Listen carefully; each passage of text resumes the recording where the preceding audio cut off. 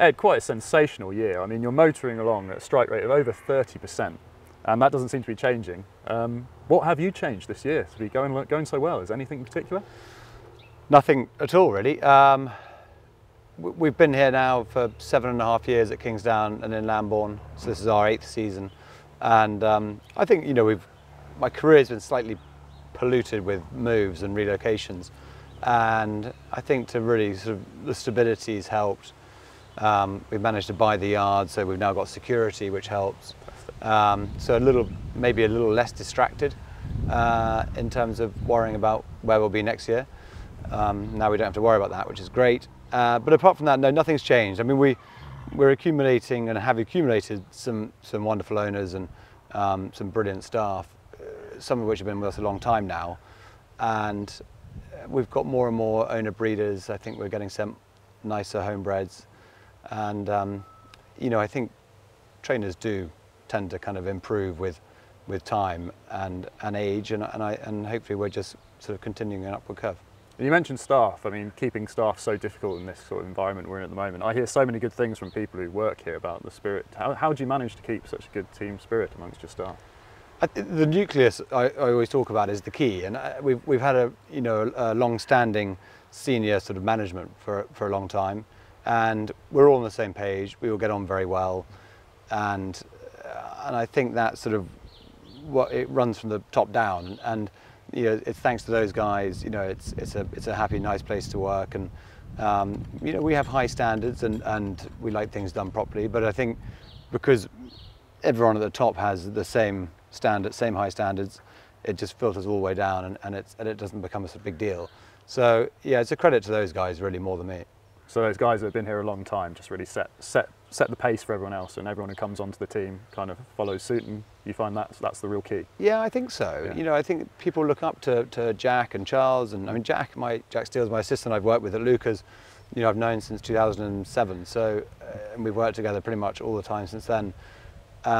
Charles, he's been with us over 10 years now, and his wife Sam, they head lad the main yard, and Matty Hicks has been here 5 or 6 years now. Libby Snell in the office. And there are plenty more, but those guys are the nucleus that have been here a long time, and it really does filter down through the rest of the team. And in people coming on board, George Baker, a mutual association, a mutual friend of ours, likes to take a lot of credit for how well the stable's going. Is that justified? Yeah, George has obviously on and off been a part of the team in a different format for a long time. So yes. He rode a lot for me. We had a great relationship as a jockey-trainer relationship, became very good mates, and then he had his unfortunate accident. And he doesn't deserve as much credit as he gives himself, but he plays a big part, and he's a great mate. He's a real sort of sounding board for me, as a sort of a slightly third party. He's not here full time. He's here a lot. He's on the phone a lot. I think he told me the other day we had 30 conversations in one day. I think it was before that crazy weekend of racing when there's just jockeys are impossible and trying to work out where horses are going. That July Cup weekend, I think it was. And so George is, we speak a lot, and he's a massive help. And he's kind of like a consultant. I talked to him about all sorts of things, whether, I've never been to some of these tracks that he's ridden round. So it's hard for me to know whether a horse might handle Catterick and tracks like that that are a bit obscure. And he's a real help with things like that. Fantastic. And Opulence have been on board for a couple of years now. How are you enjoying working with a syndicate? Is that any different to some of those owner breeders? Do you feel it's important to have a blend from owner breeders to syndicates? Yeah, definitely. I've worked with syndicates for a while, on and off, and Opulence, more consistently recently, and really enjoy working with the team. Great fun, very relaxed. Let us get on with it as trainers, which I think is a big help and the reason why they have success. We run horses where it suits the horses and try and put them in the right races. And it's a very well run syndicate, and we've had a bit of luck. Kind of need that top horse, but hopefully it's coming. Indeed. And I mean, so in terms of the start from the beginning, I guess, in terms of, we'll work our way up through the age group. So for 2-year-olds coming up, you've got Sergei Prokofiev filly that's called Bridget's View. That's quite exciting, maybe. Yeah, Bridget's View is a nice filly. She's big. She's got loads of size and scope. She was quite tricky early on, but she's really settled into the routine now.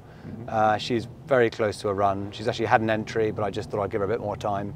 And I think she could be quite nice for the sort of second half of the summer into the autumn. And whatever she does this year, she'll be better next year as a 3-year-old. She's got plenty of size and scope.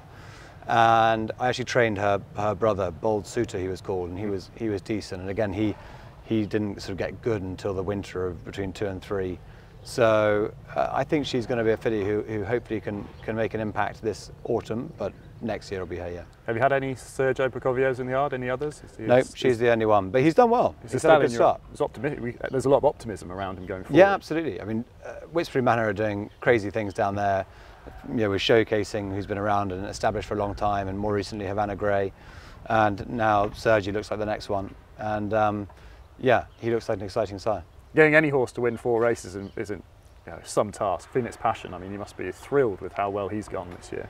Yeah, a lot of credit goes to George Gill on this one. I must admit, I entered him in the horse and training sale last year, and George phoned me up and said, "Why have you entered him?" And I said, "Well, I'm a bit worried that he lacks a bit of size and scope and he may have hit his ceiling."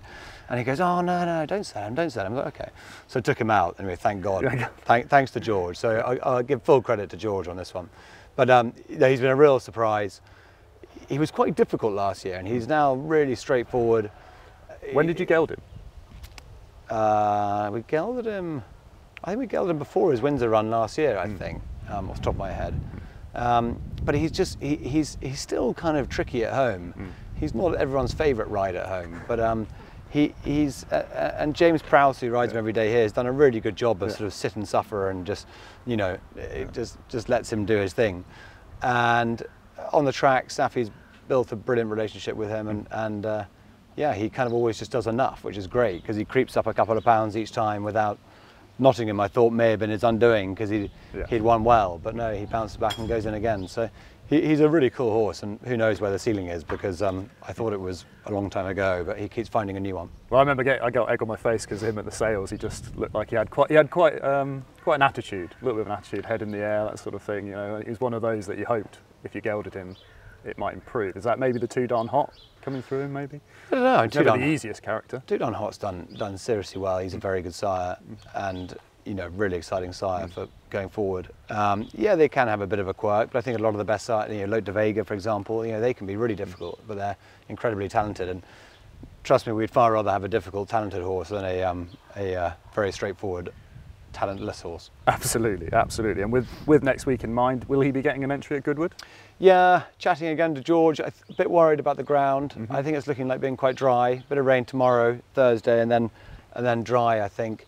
So we'll probably give him an entry. Whether he'll take that up, I'm not sure. I just don't really want to run him on very fast ground there. When he won there, it was pretty soft. Yeah. And one time we did run him on really fast ground at Nottingham. He was a little bit jarred up after. So I think, you know, we're just going to probably have to be patient if it gets too quick.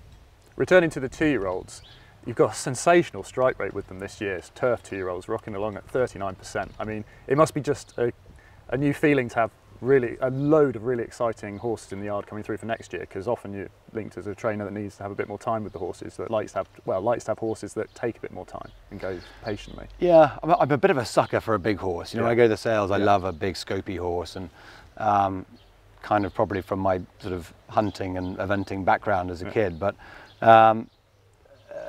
purposefully, I've got quite a lot of stick from friends and colleagues in the game for not training 2-year-olds, and we sort of purposely we've been out the last few years trying to buy some sharper types, and we've had a bit of success, you know, Union Courts, Amicis, but then this year it's really kind of clicked, and we've got a really nice bunch of 2-year-olds, and some of them do look a bit limited, like in terms of scope to go on at 3, but then the more recent ones that have come out and won, you know, I think they're really exciting for next year. So yeah, we'll see, but we've still got I haven't trained them all, you know, too much. I've left the sort of the more bigger backward scopier ones as I would normally do, and hopefully they'll follow the usual pattern and win a maiden at the end of the year and be exciting for next year. So there's quite a bit to come, and it's really exciting in that respect. Certainly is. And in terms of excitement, returning to Goodwood, what sort of team are you going to be taking there next week?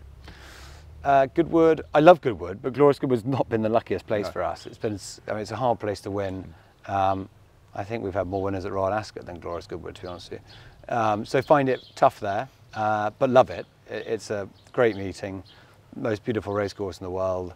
I think Goodwood, you needed more luck. You know, I think quite often at Goodwood the best horse doesn't win, and I think Tom Marquand and I were chatting this morning about it. And at Ascot, normally the best horse wins. Yes. Yes, you can be the wrong side in those big handicaps, but you know, at Goodwood in those big handicaps, half the field can be cross the line on the bridle. Yeah. You know, it can all pile up on that far rail. And you feel like the race hasn't even happened. yeah, and you can not get a run for your money, which can be really frustrating. Yeah. So, but I love Goodwood. It's a wonderful place to go racing. I mean, it's anyone who's not been, who has any interest in racing, must go, because it will only enhance their interest. And it is super competitive racing, and you know, ranging from everything. And it's great to have some 2-year-old maidens there, and you know, lots more handicaps, and also some really high quality racing as well. So no, love Goodwood. Ed Arkle always does a great job on the ground. I'm sure it'll be beautiful ground to start the week, and yeah, looking forward to seeing some great racing. Will we be seeing a podcast favourite English Oak next week or not? Yes, he's going to run the Lennox. It's going to be a big step up from a handicap. Yep.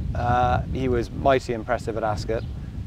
Caught me by surprise, to be honest, to see him go and win like that in a race as competitive as that. He's not missed a beat since. Matty Hicks rides him every day. He couldn't be happy with him. Did his last piece of work this morning, and yeah, touch wood, where all systems go, and we'll see how he copes with a step up in grade. Are we absolutely certain on his trip? Yeah, 7. 100%. Yeah, 7 is his trip. I mean, it's a bit of a specialist trip, but you know, he's been brilliant over it the last twice, and I don't see why we'd change it. I actually don't even know which way I'd rather go. If really? Yeah. Oh. I mean, there was you know, brief flirtations with the July Cup when it looked so open, and it would have been fascinating to see how he got on there. David Ward, his previous owner, who deserves a huge amount of credit, because he was adamant the horse needed to come back and trip, and you know, thanks to him we have the horse, because he bought him. And you know, David would be, I think if David still owned him, we'd have run in the July Cup. So we'll see. And then you know, there are plenty of people out there who think, you know, he's crying out for a step up to a mile, and he certainly wasn't stopping at Royal Ascot on that stiff 7. So I think he slightly divides opinion, hence I'm sticking at 7. Oh, he's a fascinating horse. I know a certain man standing behind the camera had some fancy prices on him for the Wokingham, didn't you, Jack? So. Oh, sorry about that, mate. But okay, and then out of the other horses in the yard that really, you know, impress a lot of people this year, Al McCann, he's not going to be going to York this weekend. No, it doesn't go to York. We're going to hold fire. We'll have a look at Haydock, the Rose of Lancaster, and probably more likely go to Deauville for the Group 2 that I can't pronounce. The very valuable 3-year-old only Group 2, probably, where I think economics is being aimed, but you know, we'll take our chance in that, I expect. Yeah, with some of the, you know, the grey areas around economics, he's a horse that maybe you fancy taking on. Yeah, and I mean, he was seriously impressive in the Dante, and you can't knock what he did that day, especially if there was a bit of an issue. And you know, in hindsight, it probably wasn't the strongest renewal, but you can only beat what's in front of you, and he couldn't have done it more impressively. So I think, yeah, he would obviously be a worthy favourite in that. Yes. But your horse stepping up in trip, there's a lot to... I'm really excited about seeing him stepped up. I think he'll definitely stay, and it'll just give him a bit more chance to settle into it. He definitely shaped like that at Ascot, didn't he? I mean, he kind of finished with a lot of running, but he kind of looked a bit outpaced. His great temperament, which will stand him in such good stead later on, slightly, he paid the price for that at Ascot, because he was so laid back and sort of fell out the stalls, and then was, you know, a bit gormless around the bend, lost ground around the bend, and then flew home. And you know, I think he'll be very exciting over 10. It must have been thrilling to see Makarova win the other day as well at Sandown in the Curragh. Yeah, equally as disappointing than she didn't quite get a run in the Sapphire Stakes of the Curragh. So she got all the luck at Sandown and was without it in the Group 2. So she's in flying form, the form of her life, and you know, she would have given Believing a really good run for her money if she got the gap at the Curragh. So the Flying 5 is high on the agenda. She could go to Goodwood for the the King George. She'd need some rain, which looks unlikely, so I doubt she'll go.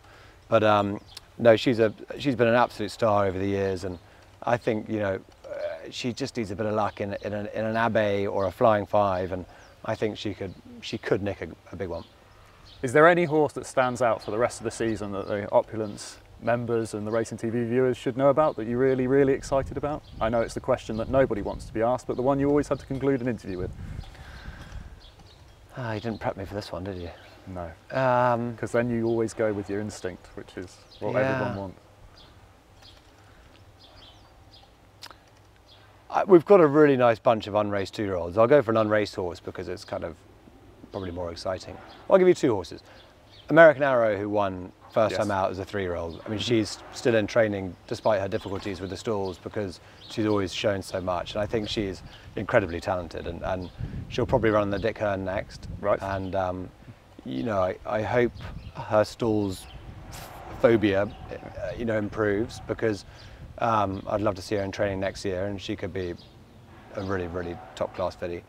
So she's very exciting. And of the 2-year-olds unraced, I don't want to jinx him, but there's an Oasis Dream of Mr. Sue's called Desert Heart, who's from a good family and is just a beautiful horse. And he's just done a couple of pieces of work, and he's the real head turner of the string, which normally means they aren't the best.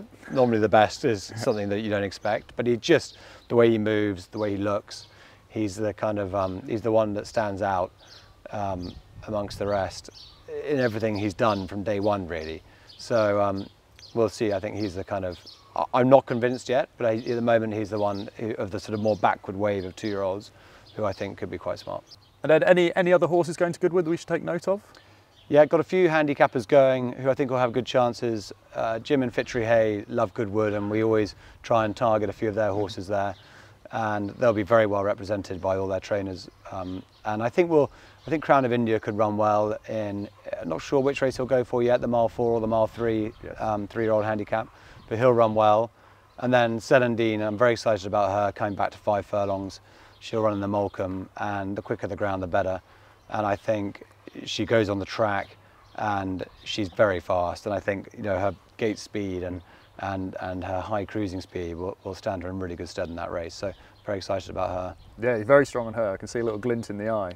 Yeah, I think she ran a massive race in France on ground that was tacky enough against colts. And yeah, it's easy to think maybe we should have gone for the Duchess of Cambridge at Newmarket, because the filly that finished 3rd behind us in the Empress went and won it. But I still think the ground was wrong that day. I think she just needs it really quick. And if it's a slick surface at Goodwood, I think she'll run huge.